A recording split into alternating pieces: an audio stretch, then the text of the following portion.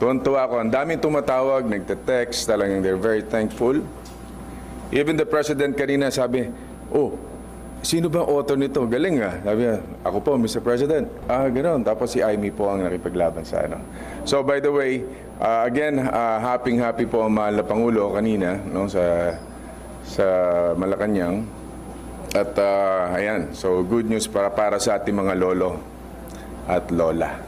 Ang importante ngayon, yung ating mga lola at lolo, magparehistro po sa OSCA, doon sa Office of Senior Citizens Affairs. So, yun po ang importante ngayon para masiguro na matanggap nila yung kanilang benepisyo na ito na galing sa gobyerno. Actually, konting bonus lang ito sa laki ng hirap nila sa ating gobyerno, sa ating mga anak, di ba? So, napakalaking bagay. Magkano yung makukuha ng mga pag-birthday to Cecil na Yes. Well, ang makukuha when you reach 80 years old, tanggap ka ng 10,000, 85, 10,000, 95, 10,000, 90, 95, yan, tigta 10,000 po yan.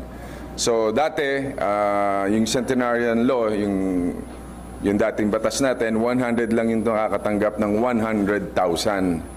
No, ngayon, meron ka na 80, 85, 90, 95. Tigta 10,000 po yun. So, napakalaking bagay po sa ating mga kababayan.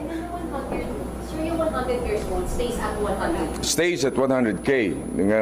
Nag-vlog ako, sabi ko 1 million. Mali. Merong proposal na 1 million when you reach 100.